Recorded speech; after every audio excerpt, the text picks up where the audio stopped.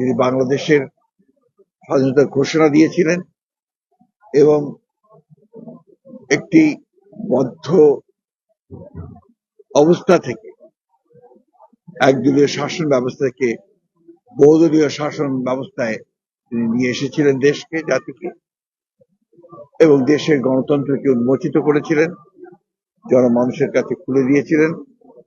এই মহান নেতা শহীদ প্রেসিডেন্ট জিয়াউর রহমানের নির্বাচিত ভাষণ, এবং সেই সঙ্গে বাংলাদেশের গণতন্ত্রের আপসীন নেত্রী, তিনি দীর্ঘকাল গণতন্ত্রের জন্য সংগ্রাম করেছেন, লড়াই করেছেন, কারাভোগ করেছেন এবং স্বৈরাচার বিরোধী এবং ফ্যাসিবাদ বিরোধী আন্দোলনে যিনি কোনো আপোষ না করেই সংগ্রাম করেছেন এবং নেতৃত্ব দিয়েছেন আমাদের সেই মহান নেত্রী দেশনেত্রী বেগম খালেদা জিয়া।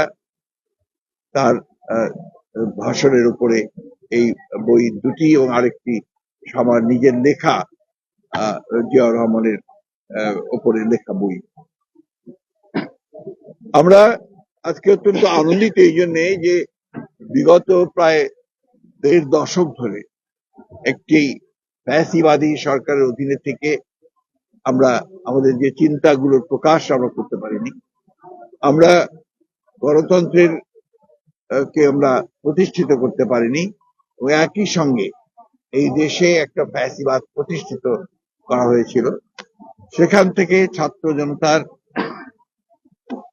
আন্দোলনের সংগ্রামে একটি গণ-অভ্যুত্থানের মাধ্যমে আমরা একটি মুক্ত পরিবেশে আজকে উপস্থিত হতে পেরেছি, ওখানে সমবেত হতে পেরেছি। এর জন্য যারা সংগ্রাম করেছেন, লড়াই করেছেন, আত্মত্যাগ করেছেন, প্রাণ দিয়েছেন, তাদের প্রতি আমি গভীর শ্রদ্ধা জানাচ্ছি। গত জুলাই আগস্ট আন্দোলনে যারা শহীদ হয়েছেন তাদের প্রতি, এবং দীর্ঘ ১৫ বছরে যারা গণতন্ত্রের জন্য প্রতিষ্ঠিত করবার জন্য, গণতন্ত্রের কে আপনার প্রতিষ্ঠান হিসেবে পরিণত করবার জন্য যারা সংগ্রাম করেছেন, লড়াই করেছেন, তাদের প্রতি আমি গভীর শ্রদ্ধা নিবেদন করছি। আমরা আজকে এমন একটি অবস্থায় উপনীত হয়েছি যখন আমরা একটি ফ্যাসিবাদের অবস্থা থেকে গণতন্ত্র উত্তরণের ট্রানজিশনাল পিরিয়ডের মধ্যে আছে। এই সময়টা আমাদের সবচেয়ে বেশি সতর্ক থাকা প্রয়োজন। আমাদের প্রত্যেকটি মানুষকে তার নিজের দায়িত্ব সম্পর্কে সচেতন থাকা প্রয়োজন।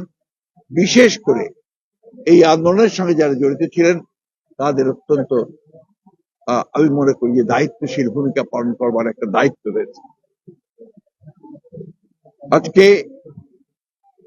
একটা মুক্ত পরিবেশ সৃষ্টি হয়েছে, সেই মুক্ত পরিবেশের আমরা দায়িত্বশীলতার সঙ্গে আমাদের ট্রানজিশনাল পিরিয়ডটাকে আমরা অতিক্রম করব। আমরা একটি সকলের কাছে গ্রহণযোগ্য নির্বাচনের মধ্য দিয়ে আমরা একটি গণতান্ত্রিক রাষ্ট্র নির্মাণ করব, ব্যবস্থা নির্মাণ করব, সমাজ নির্মাণ করব। এই লক্ষ্যে আমাদের সকলের ঐক্যবদ্ধ হয়ে এগিয়ে যাওয়া উচিত, এবং এই প্রশ্নে কোন বিভাজন সৃষ্টি করা আমাদের কারোরই উচিত হবে না। আমাদের উচিত হবে আজকে ছাত্র জনতার যে ত্যাগ, যে আত্মত্যাগ, যে আপনার প্রাণ বিসর্জন, সবকিছুকে মূল্য দিয়ে, তাদেরকে মর্যাদা দিয়ে আমাদেরকে সত্যিকার অর্থে জনগণের যে প্রত্যাশা, একটি গণতান্ত্রিক সমাজ, গণতান্ত্রিক একটি রাষ্ট্র, সেটা বিনির্মাণের পথে এগিয়ে যেতে হবে।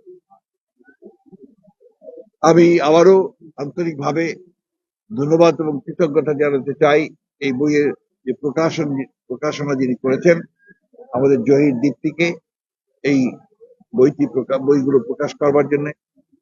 এবং সেই সূত্রে আমি ধন্যবাদ জানাতে চাই আজকের আমাদের জিয়া স্মৃতি পাঠাগার, যেটা এই আন্দোলনের সঙ্গে জড়িত, তার সভাপতি আব্দুল সালাম তাকে, এবং এই জিয়া স্মৃতি পাঠাগারের সঙ্গে যারা জড়িত আছেন তাদের। ইতিপূর্বে ফ্যাসিবাদের সময় একটি চক্রান্ত হয়েছিল সমস্ত ইতিহাসকে বিকৃত করবার, এবং সেই ইতিহাস তারা 15 বছর ধরে বিকৃত করেছে।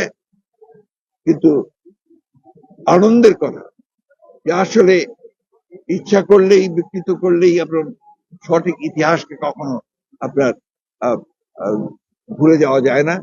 সেটাকে আপনার বিকৃত করা সম্ভব হয় না। আজকে এটা প্রতিষ্ঠিত হয়েছে যে মুক্ত চিন্তার মধ্য দিয়েই আমরা আমাদের সঠিক ইতিহাস আমরা জানতে পারি।